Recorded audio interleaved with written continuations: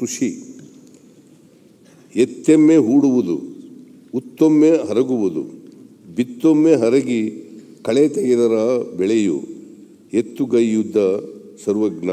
ನಮ್ಮ ಸರ್ಕಾರ ಇಂದಿನ ಜಾರಿಗೊಳಿಸಿದ ಕೃಷಿ ಭಾಗ್ಯ ಯೋಜನೆಯ ಅತ್ಯಂತ ಜನಪ್ರಿಯ ಹಾಗೂ ಉಪಯುಕ್ತವಾಗಿತ್ತು.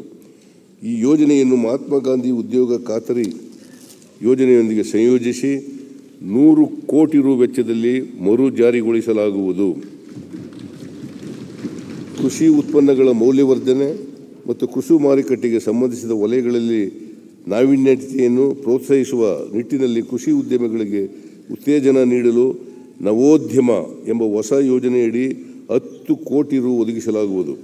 ರೈತರು ಬೆಳೆದ ಉತ್ಪನ್ನಗಳನ್ನು ರಾಜ್ಯ, ರಾಷ್ಟ್ರ ಮತ್ತು ಅಂತಾರಾಷ್ಟ್ರೀಯ ಮಾರುಕಟ್ಟೆಯಲ್ಲಿ ಮಾರಾಟ ಮಾಡಲು ಅನುಕೂಲವಾಗುವಂತೆ ನಂದಿನಿ ಮಾದರಿಯಲ್ಲಿ ರೈತ ಉತ್ಪನ್ನಗಳಿಗೆ ಏಕೀಕೃತ ಬ್ರ್ಯಾಂಡಿಂಗ್ ವ್ಯವಸ್ಥೆ ರೂಪಿಸಲು 10 ಕೋಟಿ ರು ಒದಗಿಸಲಾಗುವುದು.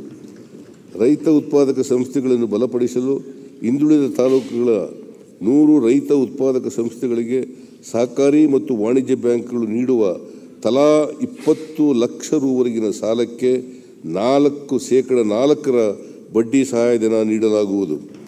ರೈತ ಉತ್ಪಾದಕ ಸಂಸ್ಥೆಗಳ ಉತ್ಪನ್ನಗಳನ್ನು ರಫ್ತು ಮಾಡಲು ಅನುಕೂಲವಾಗುವಂತೆ ಗೋದಾಮು, ಶೀತಲಗೃಹ ನಿರ್ಮಾಣ ಮತ್ತು ಇತರ ಮೂಲಸೌಕರ್ಯ ಸೃಜನೆಗೆ ಯೋಜನಾ ವೆಚ್ಚದ ಗರಿಷ್ಠ %20 1 ಕೋಟಿ ಮೀರದಂತೆ ಸೀಡ್ ಕ್ಯಾಪಿಟಲ್ ಒದಗಿಸಲಾಗುವುದು.